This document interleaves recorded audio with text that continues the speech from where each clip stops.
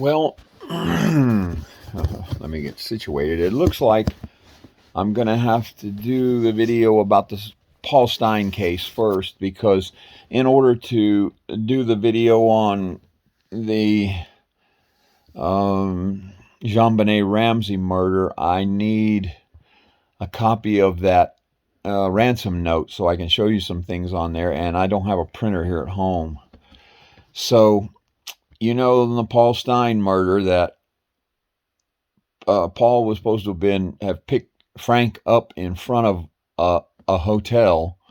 They went a few blocks. Frank told him to go to Washington and Cherry. Made a big deal out of that when he was trying to get me to write down my address for him when I was a kid. He wanted my address in Florida, and I couldn't figure out why. And it was so he could follow me. But anyway, I gave him a fake address, and he knew right away. He goes, "You're lying." But anyway, he gets down here to Washington and Cherry, and Frank blows his brains out. The thing that is interesting about this is, that's about all they tell you on this. But I did a lot of research on it, and there were some people lived in an apartment, I think they were up in the second floor or something, that saw some of this. And there were some other witnesses that said that there was more than one person involved, that they saw a guy that they kind of described, and it sounded to me like the description fit John Anglin. But they said that there was another person out there, so I'm thinking, John and Clarence. And it would make sense Frank would plan to have this taxi driver drive around to where these guys were waiting. Now, why Washington and Cherry? I think in my video on why the Zodiac killer killed near water, I showed you a picture from Google Maps where there is a golf course just, I think, 3 blocks from there, and right at the edge of the golf course there's a water hazard or something like that, and that's why Frank had to have some water when he kills somebody. And I told you why. They carry a bucket, and Frank has his murdering clothes in that bucket, and I've seen them before because they used them on me, and in that sawgrass patch that I told you where they caught me one time. And he tells them, "Give me my working pants," and he puts on these old bloody pants that are hard as a card, and he changes shoes, and then he butchers somebody, and then John Clarence will go down to the water area and get a bucket of water and bring it back, and he'll clean up and put his clean clothes back on and then go walking away. And that's why when they caught him, those 2 cops caught him and stopped him after the Paul Stein murder, he was nice and clean, and they let him go. That's how he got clean. That's how they do it. And that's the thing about how the Zodiac always kills near water. But anyway, there's a couple things that I wanted to tell you about. The murder didn't, it happened at Washington and Cherry, but the car stopped a block further down the road. And this is all information that I found out later.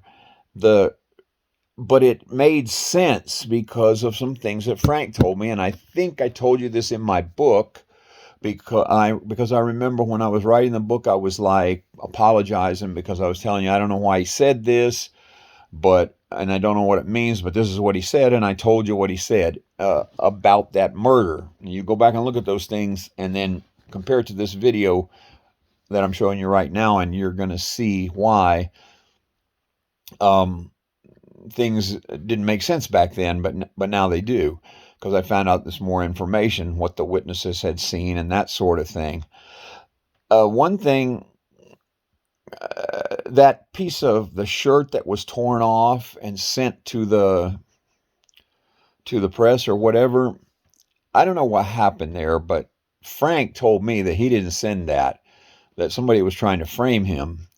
And he thinks that the cops had something to do with it. And I told you that, I think, in my book, and it didn't make a lot of sense to me, but I think maybe that cop that was on the thing to make himself look good kind of put that framing thing together somehow.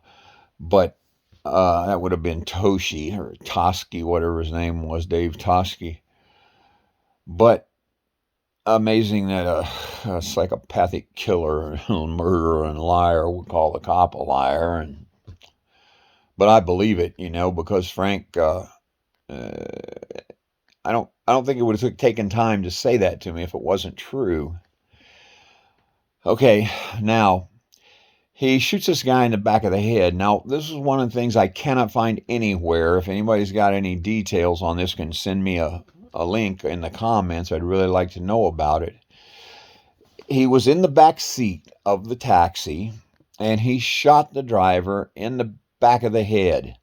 Now, if I'm in the back seat and someone is sitting in front of me and I'm take the gun like this, I mean, I don't think he's sitting right behind the guy, and shot him like this. I'm pretty sure he was sitting to the side where he could talk to him. That's the way I've always got in a taxi, and I was actually a taxi driver for a while, and I never had anyone sit straight behind me unless there were other people in the taxi, and they had to sit there. They always sat over to the side so that they could see me in the mirror and talk to me or whatever. So being on the driver's right would require him to take his right hand and lift the gun up like this, which would means there would be a bullet entry somewhere around in here, and it would come out somewhere in here, unless he got his hand all the way up and took the risk that this driver was going to see him raising the gun up in the mirror. And then it still would have went in over here somewhere and came out over here. I can't find any information on that. But the problem with that is that Frank was left-handed.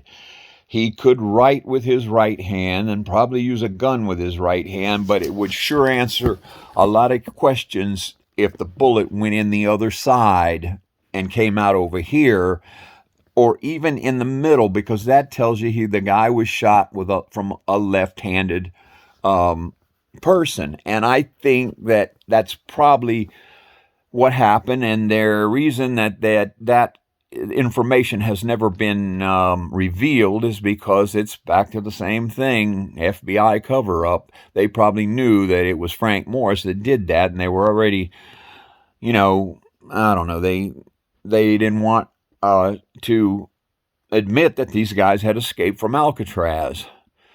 Now, that's problem number one. And it would also explain why Frank was cleaning off the dash, because being shot with a left hand would, blow the guy's brains all over that dash over there on the right. And now, how did we get from Washington and Cherry a block down the street? I told you in my book, this will prove to you that I'm not making this up.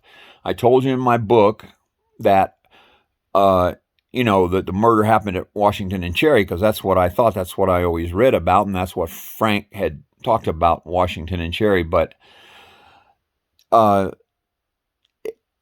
thing of driving down the road another block, I didn't find that anywhere until recently.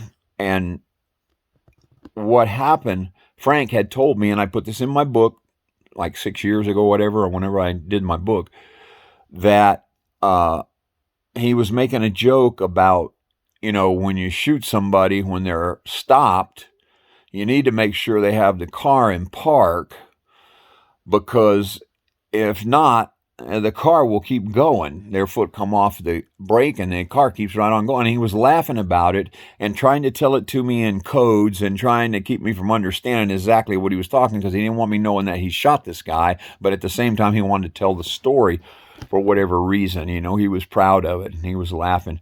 But from the pieces of the puzzle that I have, that I got from him, and what I've got from information that I can found, it appears to me that Frank jumped out the left door of the cab, ran alongside of it, reached inside, and put the cab in park, because it had the shift lever up on the steering wheel column back in those days, and that's where he put it in park so he could stop the car. And witnesses now are saying that they saw someone running along beside the car. So that's what happened. Frank shot the guy, and the guy took his foot off the brake, because he was dead, and the car kept going, and Frank had to run down the street a whole block to get the car stopped. And I know it was a whole block because that's what was in the details that was in the information that has popped up here on the internet in the last year or two. And also because Frank kept laughing about it because he's, and I think that's why he laughed, because he had to run so far to get the car stopped. And it's not funny, it's a shame something like this, but just so you'll know the truth about that particular murder. Then someone saw him sitting in the front seat of the car, wiping down they said the dashboard, and he may have, tried to clean up the dashboard a little bit, but I think more than anything else, he wanted to make sure his fingerprints were not on that shift lever that he had shifted into park to stop the car, and probably the steering wheel also. And they saw him with the driver laying in his lap. So evidently Frank had his fun that he usually has with dead bodies, with this guy laying in his lap. He let him bleed out on him. He loved the blood thing. I've told you he said that before.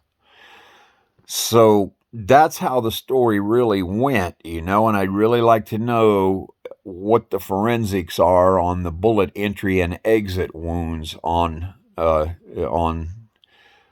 Mr. Stein. That would prove that it was a left-handed person that shot him, and that would tell you, Frank Morris was left-handed. I'm not making this up.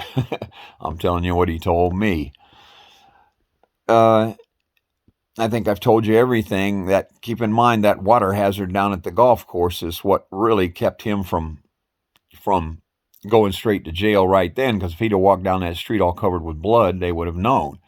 And Frank knew that. He had a whole little deal where they would carry a bucket with his what he called working clothes, working pants, and working boots. He would carry that with him. He'd put it on. He would do his murders, and then he would get back to the bucket, and he would take the clothes off. They would go get him some water with the bucket. He would clean up, put the clothes back in the dirty clothes back in the bucket. He'd put on his clean clothes, and they would take off. That's what they tried to do to me when I was in that sawgrass patch. But he ended up giving up on it, and I don't even remember him changing clothes again. I think he left there, went somewhere else a little further down before he changed. But anyway, that's the Paul Stein murder case, the details that I have. I still want to go over the JonBenet Ramsey thing with you, but I have to have a copy of that letter, and I can't print it here at home. I don't have a printer. I have one, but it quit working. That's an interesting case. There are all kinds of clues in that letter about who he is. And how that letter got written is in question anyway. You guys might want to go look up some things on the JonBenet Ramsey ransom note and read it. That way, by the time I get a copy of it so that I can show you the video, things are really going to make sense to you. That's it for today, and keep the ideas coming, and I'll keep telling you more stories. There's something else that keeps popping up in my head that I want to retell, and I can't remember what it is right now, but y'all have a really good weekend. Bye.